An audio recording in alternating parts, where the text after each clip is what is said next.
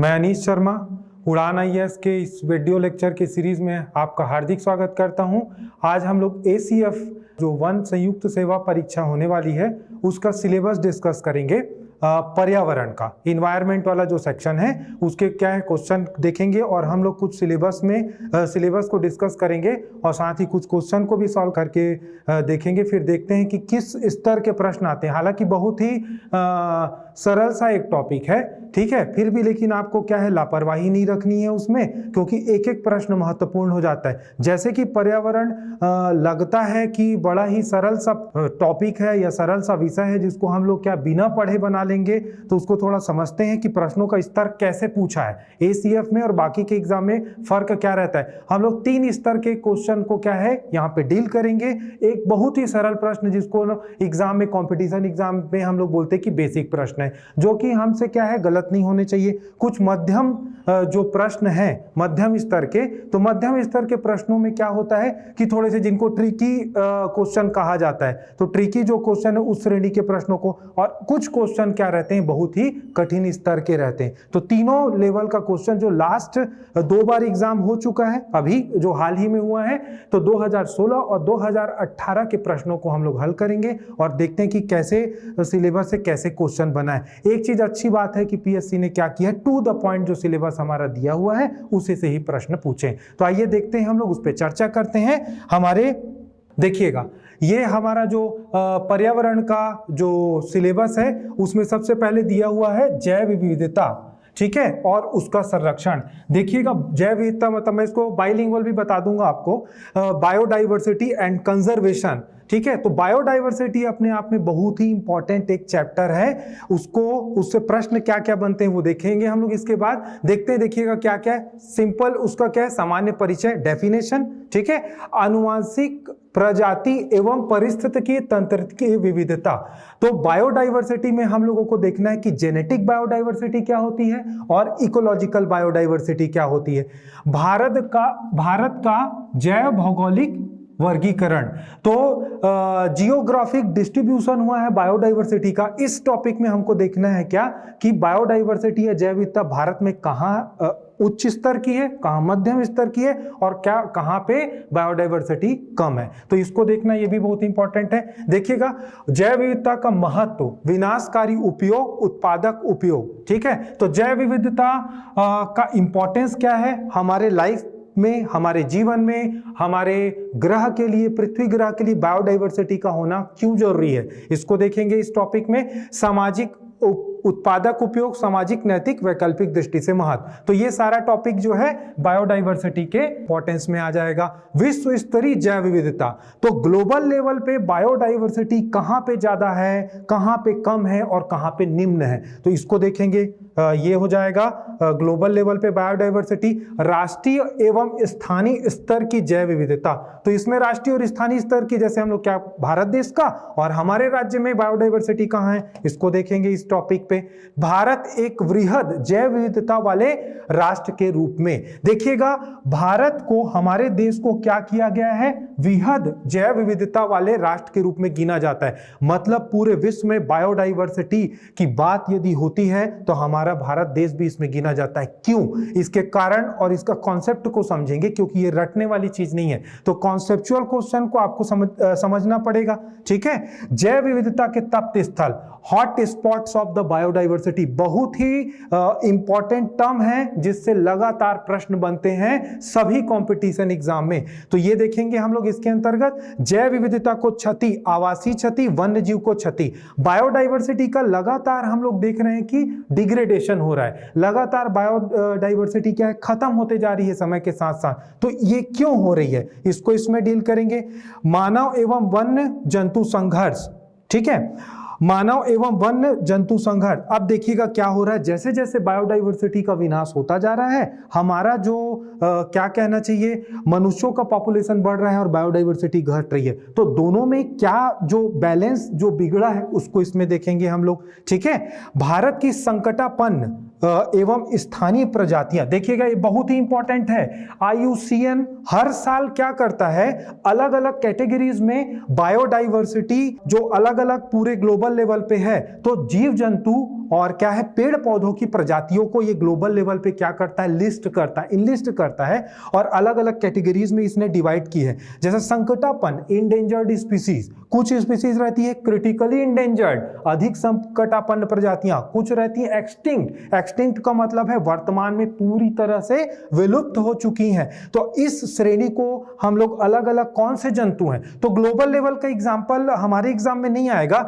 हमको देखना है कि भारत में कौन कौन सी प्रजातियां जो कि क्या है अभी इस कैटेगरी को बिलोंग करती है। तो क्रिटिकली इंडेंजर्ड, अधिक संकटापन्न, संकटापन्न जो विलुप्त हो चुकी हैं, वल्नरेबल, ऐसे ढेर सारे जो है स्पीसीज को हम लोग इस क्या है इस टॉपिक के अंतर्गत डील करेंगे। ठीक है, और जैव विविधता का संरक्षण, ये देखिएगा जैव विविधता का, बायोडाइवर्सिटी का कंजर्वेशन, देखिएगा बायोडाइवर्सिटी, हम देखिएगा एक बहुत ही अच्छा एक कोट है, क्या बोलते हैं कि भैया वन है तो हम हैं। तो देखिएगा बायोडाइवर्सिटी और जीव जंतु भी इसके साथ हमारे लिए बहुत ही महत्वपूर्ण है, हमारे जीवन के लिए प्रत्यक्ष और अप्रत्यक्ष रूप से हमको प्रभावित करते हैं। तो सीधी सी बात है, इनका हमारे साथ होना हमारे जीवन के लिए बहुत अच्छा है। ठीक है, तो अब क्या है, इसका संरक्षण करना पड़ेगा। तो संरक्षण करने के कौन कौन से उपाय हैं, तो इसको इन सीटू और एक्स सीटू कंजर्वेशन कहा जाता है इंग्लिश में, इसको भी देखेंगे। और इन सीटू और एक्स सीटू कंजर्वेशन करने के लिए कौन कौन से उपाय जो हमारी सरकार या ग्लोबल लेवल पे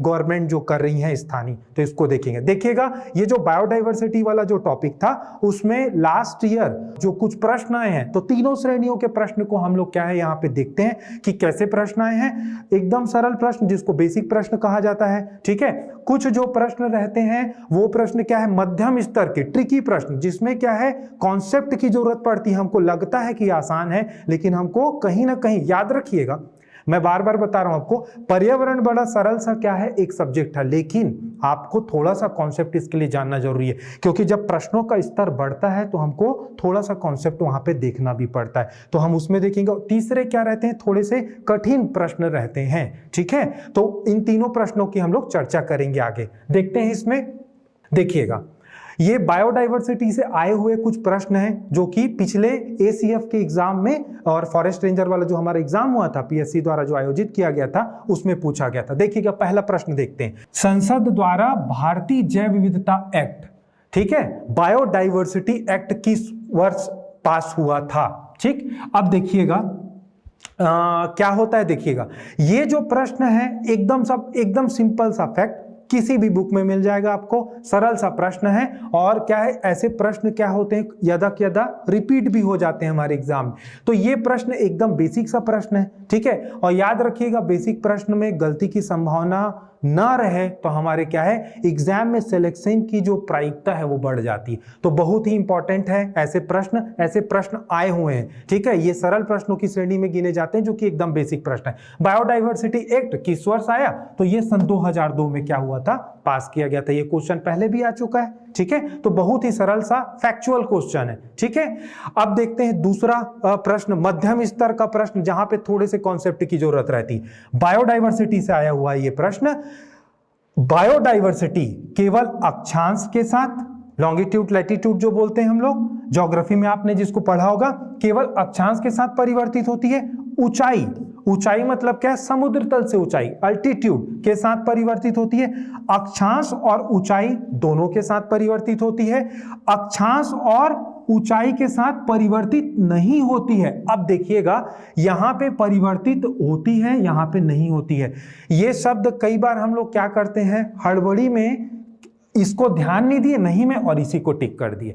आप याद रखिएगा, प्रश्नों को अच्छे से पढ़िएगा, देखिएगा अगर आपको ना इसका आंसर पता है नहीं है यहां परिवर्तित होती है, तो छोटा सा एक स्पेलिंग के कारण क्या हो जाएगा, छोटे से शब्द के कारण क्या हो जाएगा, ये आप आंसर हड़बड़ा के गलत कर देंगे। तो ध्यान से फिर से पढ़ लेते हैं। बायोडाइवर्सिटी केवल अक्षांश के साथ परिवर्तित होती है।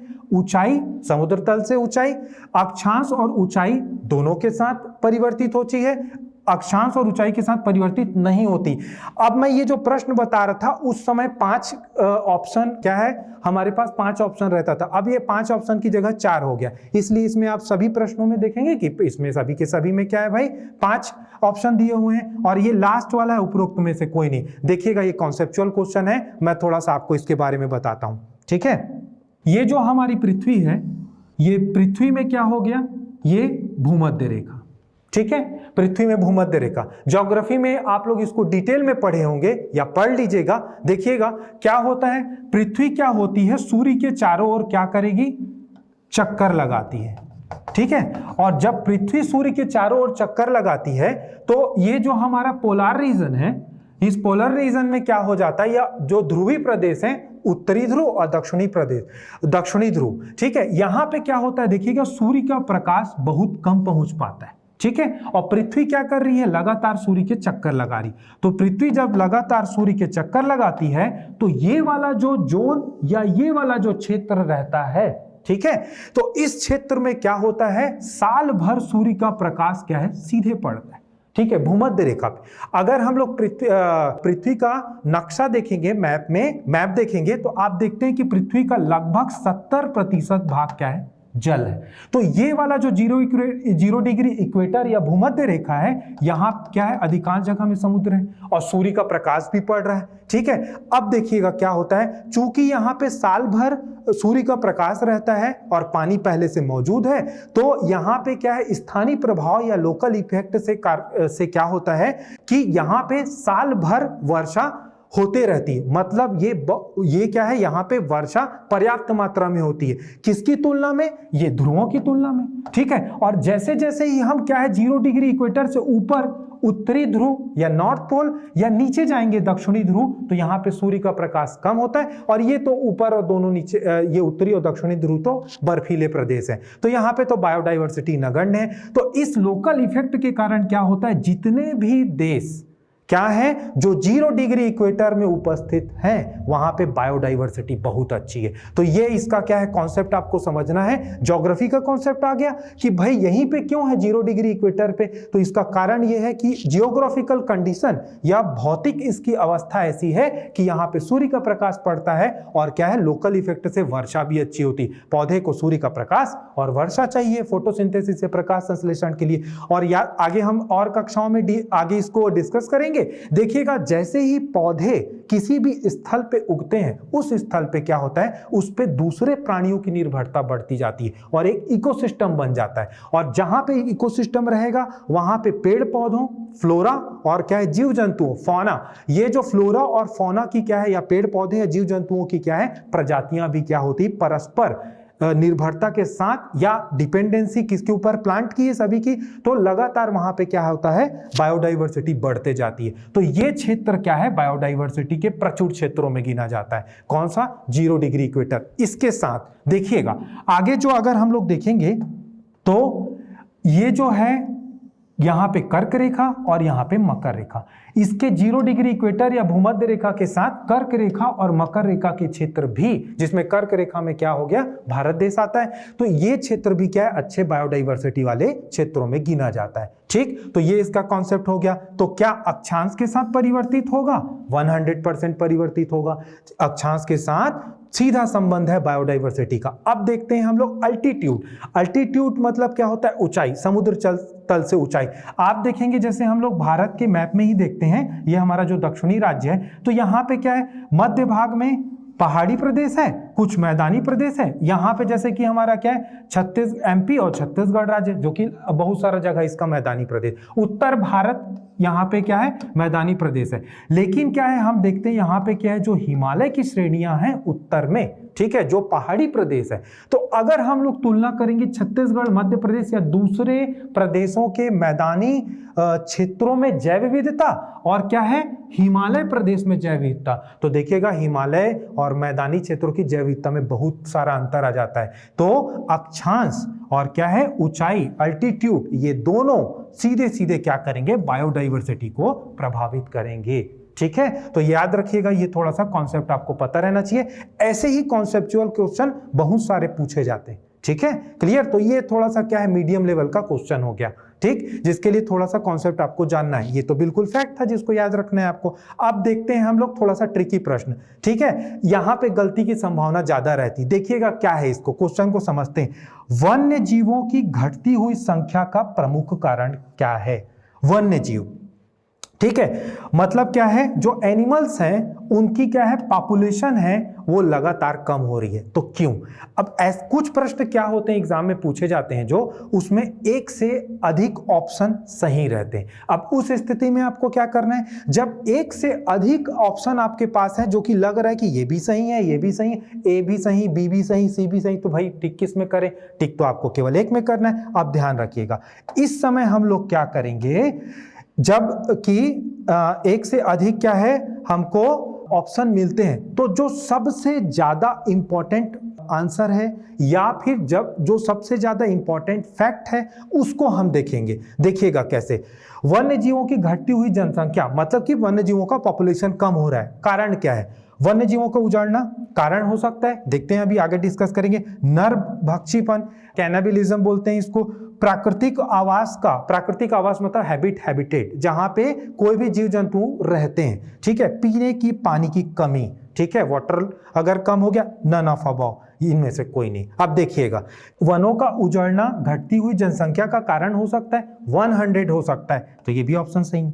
नरभक्षीपन मतलब क्या है, ज्यादा शिकार हो रहा है, वन्य जीवों का ज्यादा शिकार हो गया। अब ज्यादा शिकार करने के कारण भी क्या हो जाएगा, उनका पॉपुलेशन लॉस हो जाएगा, ठीक है। प्राकृतिक आवास की कमी मतलब वो जिस जगह में रहते थे अब उस जगह को छोड़ के माइग्रेट हो रहे हैं, दूसरे जगह जा रहे हैं, तो ये भी कारण हो सकता है प्राकृतिक आवास। पीने की पानी की कमी, सीधी सी बात है। देखिएगा आजकल ग्लोबल वार्मिंग और जो क्लाइमेट चेंज हुआ है उसके कारण जो पैटर्न है वर्षा का, ठीक है, कहीं कम हो रहा है, कहीं ज्यादा हो रहा है, कहीं ड्रॉट है, कहीं अकाल पड़ गया। इसके कारण क्या है, वन्य जीवों का माइग्रेशन भी होता है। तो पीने की पानी की कमी क्या हो सकती है, क्या घटती हुई जनसंख्या का 100, जल ही जीवन है, सभी जीवधारियों में 70% पानी है, तो बिना पानी के तो कैसे कोई जीव रहेगा।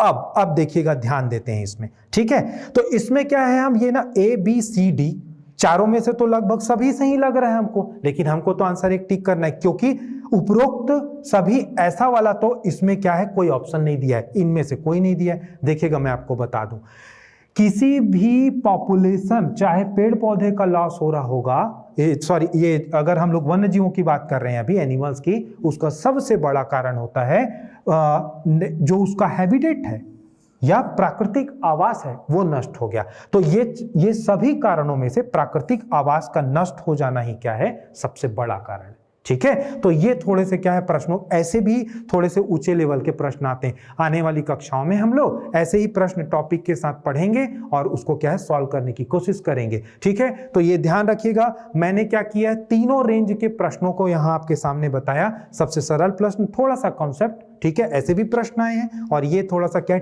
ऐसा क्वेश्चन है जिसमें क्या होता है, हमको डाउट होता है, थोड़े कठिन प्रश्न भी हैं, तो और कुछ आने वाली कक्षाओं में इसको डिस्कस करेंगे, ठीक है। अब हम लोग अपने सिलेबस का दूसरा हिस्सा देखते हैं। तो दूसरा हिस्सा कौन सा है, पर्यावरण प्रदूषण, पॉल्यूशन, ठीक है, पर्यावरण का प्रदूषण, ठीक, ये दूसरा टॉपिक दिया हुआ। इससे भी ढेर सारे प्रश्न क्या है कंपटीशन एग्जाम में आते, ठीक। देखिएगा, कारण, पॉल्यूशन हो रहा है तो इस पॉल्यूशन का क्या कारण हो सकता है, ठीक है। इफेक्ट, हमारे लाइफ में इस इन्वायरमेंटल जो पोल्यूशन है इसके इंपैक्ट या इफेक्ट क्या पड़ सकते हैं, ठीक है। नियंत्रण, भाई अब जब पर्यावरण प्रदूषण होगा तो इसको हमको क्या करना पड़ेगा, कंट्रोल भी करना पड़ेगा। तो इसके कंट्रोल के क्या क्या उपाय हैं, ठीक है, या नियंत्रण के उपाय, ठीक। अब देखते हैं वायु प्रदूषण, जल प्रदूषण, समुद्री प्रदूषण, मृदा प्रदूषण, ध्वनि, तापी, नाभिकीय। तो ये जितने भी प्रकार के प्रदूषण हैं और उससे संबंधित प्रश्नों को वही 3 निम्न स्तर के, मध्यम स्तर के और उच्च स्तर के इसको हल करेंगे अभी। सॉलिड वेस्ट मैनेजमेंट, ठोस अपशिष्ट प्रबंधन, ठीक है। तो ठोस अपशिष्ट प्रबंधन ये भी देखेंगे हम इस टॉपिक में। जितना भी जो ट्रेसेस या गार्बेजेस हैं वो जो क्या है हम व्यर्थ पदार्थ के रूप में क्या है फेंक देते हैं या उपयोग के बाद जो फेंक देते हैं उसको भी क्या है मैनेज करना जरूरी है। प्लास्टिक, पॉलीथीन, ये सभी श्रेणी में आ जाएगा, ठीक। तो इसको देखेंगे। प्रदूषण नियंत्रण में महत्व व्यक्ति की भूमिका, हम क्या इंपॉर्टेंट रोल प्ले कर सकते हैं पोल्यूशन को कंट्रोल करने के लिए। आपदा प्रबंधन, डिजास्टर मैनेजमेंट, ठीक है। बाढ़, भूकंप, चक्रवात, भूस्खलन, मानव जनसंख्या एवं पर्यावरण। देखिएगा जैसे क्या हो गया, फ्लड हो गया, अर्थक्वेक हो गया, साइक्लोन है, हीट बहुत करता है आजकल, ठीक है, इसकी फ्रीक्वेंसी बढ़ गई है, तूफानों के आने की फ्रीक्वेंसी बढ़ गई है, लैंडस्लाइडिंग, ठीक है, और मानव जनसंख्या और पर्यावरण। तो ये डिजास्टर मैनेजमेंट इस टॉपिक में आ जाएगा। जनसंख्या वृद्धि, विभिन्न राष्ट्रों में जनसंख्या में भिन्नता, जनसंख्या विस्फोट, परिवार कल्याण कार्यक्रम, पर्यावरण एवं मानव स्वास्थ्य। तो हमारे हेल्थ पे क्या इफेक्ट पड़ रहा है इस पूरे प्रदूषण का, पॉपुलेशन का ग्रोथ है उसका क्या प्रभाव पड़ रहा है पर्यावरण पे, ठीक है। तो ये वाले सारे टॉपिक किसमें है, पर्यावरण प्रदूषण वाले टॉपिक में। याद रखिएगा जब भी हम पढ़ेंगे तो बाइलिंगुअल पढ़ेंगे, जिससे क्या है इंग्लिश मीडियम के क्या है जो स्टूडेंट्स उनको कोई दिक्कत नहीं होगी। और एक चीज मैं बहुत इंपॉर्टेंट आप लोगों को बताना चाहता हूं, हालांकि ये सारा सिलेबस हम लोग अभी हिंदी में डिस्कस कर रहे हैं, आप लोग यदि हिंदी मीडियम के भी स्टूडेंट्स हैं तो आप लोगों को क्या करना है, ये जितना भी कंटेंट है, चाहे आप जो साइंस का पढ़ेंगे, जैसे है ना, मैं अभी एनवायरनमेंट का बता रहा हूं आप लोगों को, पर्यावरण का, तो इसमें आपको क्या करना है, इन टॉपिक्स के इंग्लिश वाले टर्म को जरूर लिख लेना है, क्योंकि आजकल एग्जाम में क्या होता है, जो इंग्लिश वाले टर्म है उसी को हिंदी में लिख के पूछा जाता है। जैसे मैं आपको बता दूं, बायोडाइवर्सिटी के तप्त स्थल, जैव विविधता के तप्त स्थल, जिसको हम लोग बोलेंगे हॉट स्पॉट्स ऑफ बायोडाइवर्सिटी। अब प्रश्न कैसे आता है देखिएगा, है ना, हॉट स्पॉट, अगर आपने क्या है शुद्ध विशुद्ध हिंदी में इसको पढ़ा है कि जैव विविधता के तप्त स्थल, अब प्रश्न आ गया भैया हॉट स्पॉट, तो आप क्या करेंगे, या तो इसको स्किप करना पड़ेगा क्वेश्चन को, या फिर आप क्या करेंगे, तुक्का लगा देंगे। तो दोनों स्थिति में संभावना तो है नहीं कि प्रश्न सही बनेगा। तो हिंदी मीडियम के जितने भी स्टूडेंट्स हैं, तो आप क्या करेंगे, ऐसे ही छोटे छोटे जो टर्म है उसको साथ में इंग्लिश में भी पढ़ते हुए चलिए। और मैं एक चीज आपको और बता दूं, जो प्रश्न पर्यावरण के कुछ प्रश्न पूछे गए थे, वो जो विशुद्ध हिंदी के प्रश्न थे उनको समझना बड़ा कठिन है। मैं आपको एक क्वेश्चन बताऊंगा अभी, ठीक है, कि वो कितना कठिन है, वो हिंदी मीडियम वालों को भी नहीं पता रहता। इसलिए आपको क्या करना है कि साथ साथ ब्रैकेट में थोड़ा उसको इंग्लिश में जो टर्म है उसके साथ लेके पढ़िए। और क्या है, पूरा का पूरा हिंदी में पढ़ना साइंस थोड़ा सा डिफिकल्ट भी होता है, ठीक है। चलिए अब ये क्या था, पोल्यूशन वाला टॉपिक है, इससे आए हुए प्रश्न को देखते हैं हम लोग, ठीक। चलिए देखते हैं पहला प्रश्न, इटाई है, ये एक ही सिंगल बार टाइप हुआ है, तो इटाई है, 2 बार इटाई है। कष्ट कारक रोग, डिसीज, किसके कारण होता है, ठीक है। तो ये सामान्य सा, एकदम सामान्य सा फैक्चुअल क्वेश्चन है कि भाई ये किसी रोग का नाम दे रखा है और आपको देखना है कि ये किस तत्व या एलिमेंट के कारण हुआ है, ठीक है। ऐसे प्रश्न पीएससी ने कई बार पूछे हैं। और याद रखिएगा, मैं बता रहा हूं कि ऐसे जो फैक्चुअल क्वेश्चन है इसमें गलती मत कीजिएगा आप, ठीक है, ये आपको पता रहना चाहिए, ठीक, क्योंकि इसमें कुछ कॉन्सेप्ट वगैरह नहीं, सीधे आपको याद करना है। देखिएगा ये कैडमियम, मर्क्यूरी, आर्सेनिक, लेड, ठीक है, ये सब क्या है इसमें टॉपिक दिए रहे हैं। और मैंने जैसे पहले आपको बताया था कि पहले 5 ऑप्शन रहते थे, तो इन सभी जो तत्वों में से कौन सा तत्व है जो कि इटाई रोग का कारण बनता है, देखिएगा इसका आंसर क्या हो जाएगा, कैडमियम। तो कैडमियम जो तत्व रहती है, अगर वो कैडमियम क्या हो गया हमारे शरीर में चला गया तो ये क्या करेगा, एक रोग पैदा करता है, इटाई। तो ये तो एकदम सिंपल सा क्या है, फैक्चुअल क्वेश्चन हो गया। इसके भी प्रश्न आ चुके हैं पहले, ठीक है। मीना माता जो डिसीज है या रोग है, जापान में फैला था, ये भी बहुत बार आया है। वो मर्क्यूरी के बायोलॉजिकल मैग्निफिकेशन एक टर्म आता है पर्यावरण में, जैविक सांद्रण, जब उसकी सांद्रता इतनी ज्यादा हो जाए कि वो हमारी मृत्यु का कारण बन जाए तो उसको बोलते हैं बायोलॉजिकल मैग्निफिकेशन। तो मर्क्यूरी से भी हो चुका है जो रोग, मीना माता जैसे मैंने आपको बताया। तो ये प्रश्न बहुत ही इंपॉर्टेंट फैक्चुअल प्रश्न है, ठीक है, तो ये आपको ध्यान में रखना है। ऐसे प्रश्नों को क्या है अच्छे से हल कीजिएगा, और ये फैक्चुअल क्वेश्चन है, ठीक, किसी भी बुक में मिल जाएंगे। अब देखते हैं दूसरा क्वेश्चन, थोड़ा सा कॉन्सेप्ट लगेगा यहाँ पे। वातावरण में इसकी अधिक सांद्रता, कंसंट्रेशन होने के कारण अम्लीय वर्षा मतलब एसिड रेन होती है, ठीक है, ओजोन एवं धूल। दूसरा ऑप्शन सल्फर डाइऑक्साइड, नाइट्रोजन के oxide, carbon monoxide, nitrous oxide, और उपयुक्त में से कोई नहीं, ठीक है। बहुत ही इंपॉर्टेंट क्वेश्चन है, थोड़ा सा कॉन्सेप्ट इसमें आपको बता दूं। एसिड रेन क्या होता है और एसिड रेन का इफेक्ट क्या होता है, देखिएगा। हमारे पर्यावरण में सल्फर, नाइट्रोजन और कार्बन डाइऑक्साइड, ठीक है, पहले उसके पहले कार्बन, तो सल्फर, नाइट्रोजन और कार्बन ये तत्व मौजूद हैं। ये तत्व क्या करते हैं, दूसरे तत्वों से क्रिया करके यौगिकों का निर्माण करते हैं। वो यौगिक अंततः जल या जलवाष्प जो कि हमारे क्या है वातावरण में मौजूद है, ठीक है, उससे क्रिया करके, या वर्षा ऋतु में, ठीक है, उससे क्रिया करके ये क्या करते हैं, अम्ल का निर्माण कर लेते हैं। अब वो अम्ल कैसे प्रदूषण फैलाता है उसको देखते हैं। देखिएगा, सबसे पहले क्या हो जाएगा, एस सल्फर। सल्फर जो तत्व है वो क्या करता है, ऑक्सीजन के साथ रिएक्ट करेगा, रासायनिक अभिक्रिया में भाग लेता है और एक कंपाउंड बनाता है SO2। SO2 को हम बोलते हैं सल्फर डाइऑक्साइड, ठीक है। अब देखिएगा, यही सल्फर डाइऑक्साइड क्या करेगा, ये जल वाष्प या फिर ये क्या कर सकता है, वर्षा ऋतु में जो जल उपस्थित है उससे क्रिया करके H2SO4 सल्फ्यूरिक एसिड का निर्माण कर लेता है। अब ये सल्फ्यूरिक एसिड क्या करेगा, अम्ल वर्षा का कारण बनता है, ठीक है, क्लियर। तो ये पहला यौगिक हो गया। दूसरा, इसके बाहर भी मैं बता दे रहा हूं आपको कि कौन सा कंपाउंड बनता है। पहले इसको देख लेते हैं, नाइट्रोजन। नाइट्रोजन हमारे प्रकृति में सबसे ज्यादा पाया जाने वाला तत्व है। तो नाइट्रोजन क्या करेगा, ये ऑक्सीजन से क्रिया करके नाइट्रोजन के क्या करेगा, NOx लिखा है। NOx मतलब नाइट्रोजन के ऑक्सीजन के वहां पे परमाणुओं की संख्या अलग अलग, अणुओं की संख्या अलग अलग हो सकती, तो X लिखा मैंने।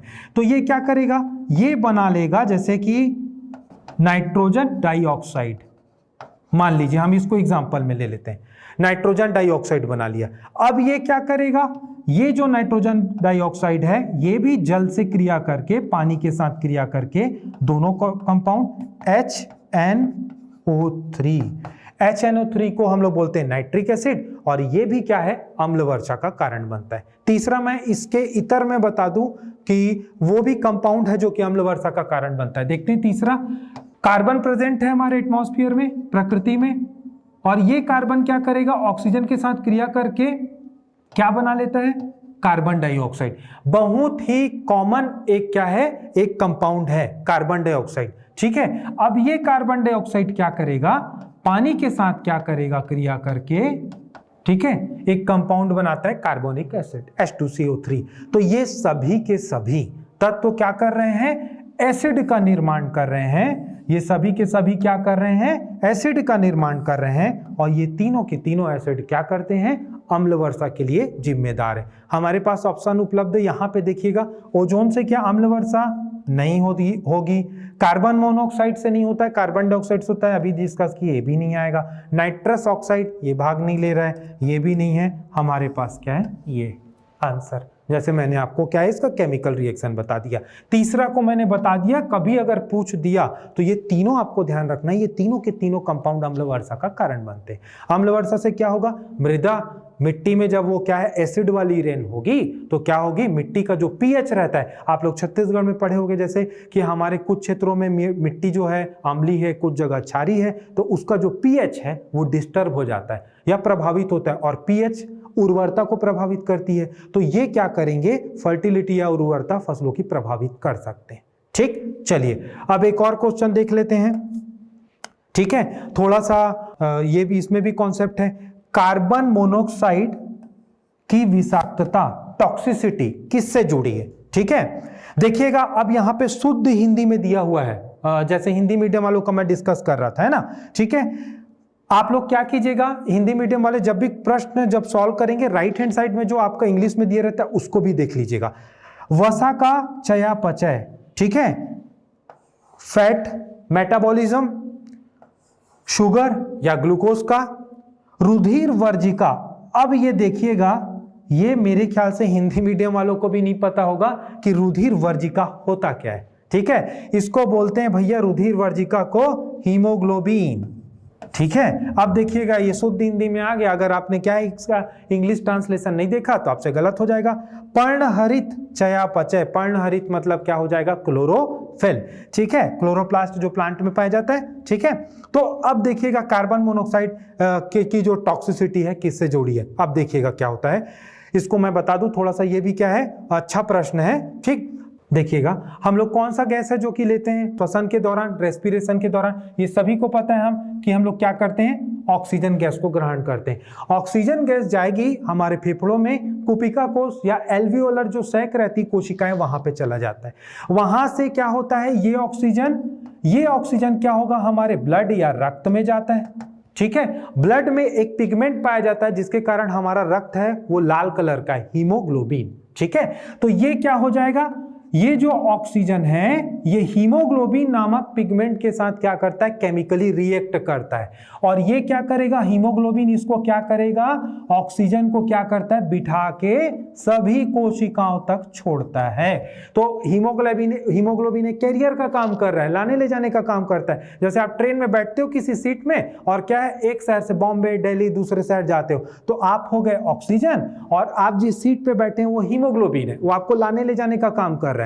सेम वैसी जब क्या हो जाएगा, कोशिकाओं में जब मेटाबॉलिज्म होता है, ठीक है, तब क्या हो जाएगा, इस मेटाबॉलिज्म के दौरान एक जो बाई प्रोडक्ट प्रोड्यूस होता है, पैदा होता है, जो सह उत्पाद कार्बन डाइऑक्साइड। और हम आपको पता ही होगा कि कार्बन डाइऑक्साइड क्या होता है, हमारे श्वसन के दौरान बाहर निकलता है। ठीक है, तो भाई आप रायपुर से बॉम्बे गए ट्रेन में, तो आओगे कैसे, फिर बॉम्बे से रायपुर आए ट्रेन में बैठ के, तो ट्रेन का जो वो ट्रेन क्या कर रहा है, आपका ट्रांसपोर्टेशन में हेल्प कर रहा है। तो वैसे ट्रांसपोर्टेशन में लाने ले जाने का काम कौन करता है, वो क्या करेगा, हीमोग्लोबिन करेगा। ठीक है, तो फिर क्या होगा, जब कार्बन डाइऑक्साइड वापस जाएगा तो हीमोग्लोबिन से बैठ के वो ब्लड के बाद क्या है, फेफड़े से होते हुए हमारे शरीर के बाहर चला जाता है। ठीक, तो कार्बन डाइऑक्साइड और ना ऑक्सीजन का इस प्रकार से ट्रांसपोर्टेशन होता है। क्लियर है।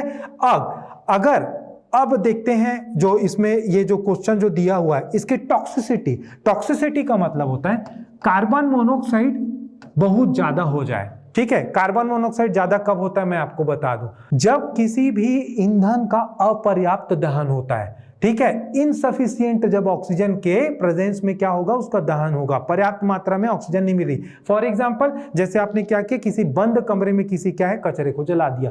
एक कंडीशन क्या होती है कि हम कहीं बाहर जलाते हैं कचरे को, तो आप देखिएगा उस समय बाहर जलता है, हवा चल रही है, तो उस समय क्या होता है, धुआं कम आता है। ठीक है, घर के अंदर बहुत आता है। उस समय जब बंद कमरे में ऑक्सीजन कम है तो उस समय कार्बन मोनोऑक्साइड। अब कार्बन मोनोऑक्साइड जहरीली गैस है, ये क्या करेगा, किसी बंद कमरे में हो आप और वहीं कहीं वहां पे कार्बन मोनोऑक्साइड ज्यादा है, तब वो क्या करेगा, ये जो कार्बन मोनोऑक्साइड रहता है ये इतना डेंजरस है गैस, ये क्या करेगा, ये जैसे कि क्या है, इस हीमोग्लोबिन के साथ ऑक्सीजन यदि केमिकली रिएक्ट करना चाहेगा तो क्या करता है, कार्बन मोनोऑक्साइड इसको रिप्लेस कर देता है, हटा लेता है। अब यहां पे कौन बैठ गया, यहां पे कार्बन मोनोऑक्साइड बैठ गया भैया। तो हीमोग्लोबिन के ऊपर कौन आ गया, कार्बन मोनोऑक्साइड, वो दादागिरी करके बैठ गया यहाँ पे। हमारे लिए वाइटल गैस या इंपॉर्टेंट क्या होती है, हमारे लिए तो ऑक्सीजन प्राणवायु है ना, इसके जगह में क्या आ गया है, कार्बन मोनोऑक्साइड। अब कार्बन मोनोऑक्साइड क्या कोशिकाओं में मेटाबॉलिज्म करेगा हमारे, नहीं, बिल्कुल नहीं। तो ये जो कार्बन मोनोऑक्साइड की आप सांस लेते जाएंगे, कार्बन मोनोऑक्साइड जाके ऑक्सीजन को रिप्लेस करता जाएगा, हटाएगा, और क्या करेगा, खुद बैठ जाता है। और इसकी जब सांद्रता बढ़ती है तो आपने देखा भी होगा कि कई लोग बंद कमरे में सिगड़ी या फिर क्या है हीटर जलाते हैं। नॉर्थ वाला जो हमारा एरिया है ना इंडिया का, वहां ये घटनाएं घट चुकी, तो क्या होता है, दम घुटने से मृत्यु हो जाती है। तो क्या हो जाएगा इसका आंसर, हीमोग्लोबिन के साथ क्या हो जाएगा, कार्बन मोनोऑक्साइड अटैच हो जाता है। क्यों होता है इसका कारण मैं आपको बता देता हूं। ऑक्सीजन और हीमोग्लोबिन की रासायनिक अभिक्रिया की दर मतलब कितनी तेजी से वो रिएक्ट कर रहा है, और कार्बन मोनोऑक्साइड और हीमोग्लोबिन के साथ रिएक्शन की रेट। तो कार्बन मोनोऑक्साइड क्या होता है, ऑक्सीजन की तुलना में बहुत तेजी से हीमोग्लोबिन के साथ क्या करेगा, यौगिक बना लेता है। ठीक है, और ये हटा देता है उसको। तो ये क्या है, इस प्रश्न का क्या होगा, उत्तर होगा। ठीक है, तो आप देखिएगा ये वाले जो प्रश्न हैं, जो ये दूसरा और तीसरा हमने हल किया, थोड़े से कॉन्सेप्ट की जरूरत पड़ती है। तो आपको क्या है, ऐसे पर्यावरण का प्रश्न है, पढ़ लेंगे, ऐसे हल्के में नहीं लेना है भाई, इसको अच्छे से पढ़िएगा। आगे हम क्लास में क्या है, जब भी पर्यावरण का स्टार्ट होगा फिर हम ऐसे ही क्या है, प्रश्नों को हम पहले क्या पढ़ेंगे, सिलेबस को पहले कंप्लीट करते जाएंगे टॉपिक वाइज, एंड हम क्या करेंगे, साथ साथ ऐसे प्रश्नों को हल करेंगे, जो कि बहुत महत्वपूर्ण है। ठीक है, धन्यवाद।